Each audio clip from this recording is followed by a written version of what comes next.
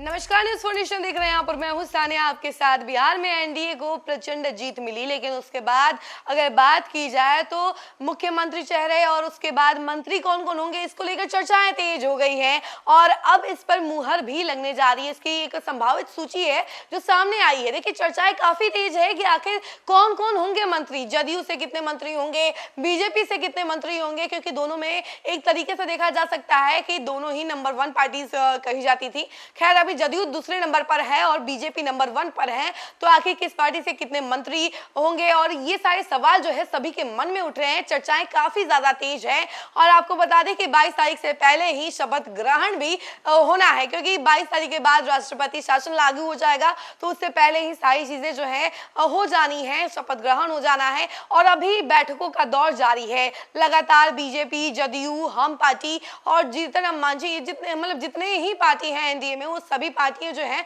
अभी बैठकों का दौर जारी है। सभी बैठकें कर रहे हैं। विधायक दल की बैठक हो रही है, अपने अपने विधायक दल के नेता को चुना जा रहा है और इस कड़ी में सबसे आगे जो है चिराग पासवान निकल गए, क्योंकि कल ही उन्होंने अपनी बैठक बुलाई विधायक दल की। उसके बाद उन्होंने चुन भी लिया है विधायक दल के नेता को। राजू तिवारी को उन्होंने विधायक दल का नेता चुना है। और इसके अलावा आपको बता दें कि आज जीतन राम मांझी की पार्टी की भी विधायक दल की बैठक होनी है। उसके बाद वो लोग भी चुन लेंगे और धीरे धीरे करके सारी पार्टियां जो हैं अपनी विधायक दल की बैठक कंप्लीट कर लेगी। उसके बाद एक संयुक्त बैठक होगी और उसमें सारी चीजें डिस्कस हो जाएंगी। मंत्रिमंडल के बारे में डिस्कशन हो जाएगा कि आखिर कितनी पार्टियों को कितनी सीट मिलनी है, तो ये सारी चीजें डिस्क्लोज हो जाएंगी और शपथ ग्रहण हो जाना है 22 तारीख से पहले। उम्मीद यही की जा रही है कि 20 तारीख से 20 तारीख तक जो है ये सारा चीज कंप्लीट हो जाएगा। जरा हम जानकारी आपको देते हैं कि जो संभावित सूची है उसमें किन किन लोगों के नाम है और किन किन नेताओं के नाम है, जरा देखिएगा। तो देखिए, बिहार में विधानसभा का रिजल्ट अब सबके सामने है। एनडीए पूर्ण बहुमत के साथ अब सरकार बनाने की कवायद में जुट गई है। सभी दल के विधायक दलों की बैठक जारी है। बीते दिन केंद्रीय मंत्री चिराग पासवान ने जीते हुए विधायकों के साथ बैठक की। वहीं आज जदयू ने विधायक दल की बैठक बुलाई है। माना जा रहा है कि इस बैठक में नीतीश कुमार को मुख्यमंत्री चुने जाने की पूरी संभावना है।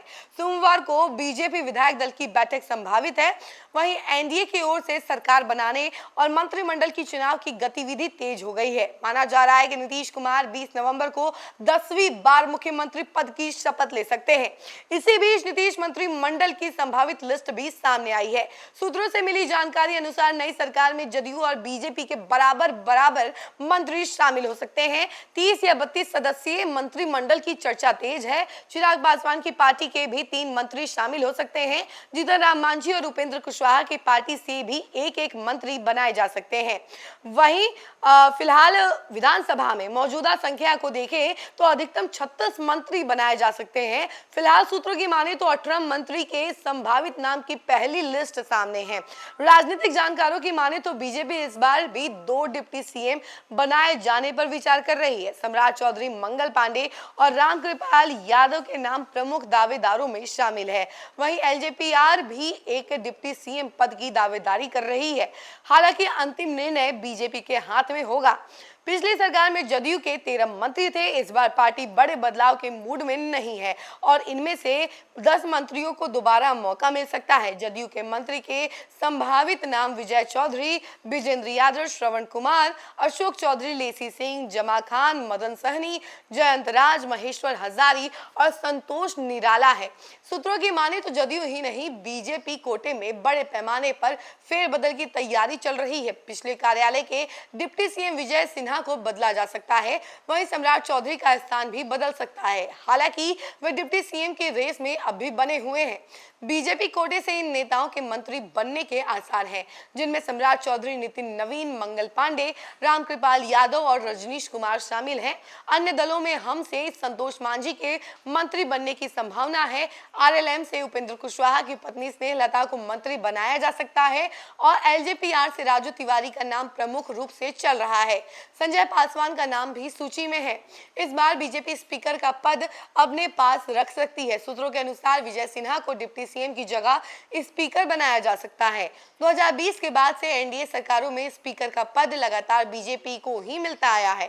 सूत्रों की माने तो बीजेपी बिहार मंत्रिमंडल में भी मध्य प्रदेश और राजस्थान की तरह नए चेहरों को बड़ी संख्या में शामिल कर सकती है। पुरानों की जगह नए नेताओं को मौका देने की रणनीति पर विचार हो रहा है। तो हमने वो संभावित सूची के बारे में आपको बता दिया है कि आखिर कौन कौन इस रेस में है। सम्राट चौधरी अभी भी इस डिप्टी सीएम के फेस के जो दावेदार हैं वो बने हुए हैं, रेस में हैं, लेकिन विजय सिन्हा को लेकर कहा जा रहा है कि विजय सिन्हा को इस बार डिप्टी सीएम नहीं बनाया जाएगा, लेकिन हाँ स्पीकर बनाया जा सकता है और कहीं ना कहीं इसका बहुत बड़ा प्रभाव देखने को मिला। देखिए बराबर बराबर मंत्री होने वाले हैं जदयू और बीजेपी दोनों से, और एक मंत्री पद जो है चिराग पासवान के खेमे में भी जाएगा। डिप्टी सीएम को लेकर चर्चाएं चल रही है कि एक डिप्टी सीएम एलजेपीआर से भी बनना चाहिए। तो ये सारी चर्चाएं चल रही हैं, लेकिन अभी चर्चाओं पर पूर्ण विराम नहीं लगा है क्योंकि अभी तक बैठक हुई नहीं है, और बैठक जैसे ही होगी सारी चीजें डिस्क्लोज हो जाएंगी कि आखिर कितने मंत्री पद किस पार्टी के पास जाते हैं और कौन डिप्टी सीएम बनता है। तब तक के लिए इंतजार कीजिए और देखते रहिए न्यूज़ फॉर नेशन। धन्यवाद।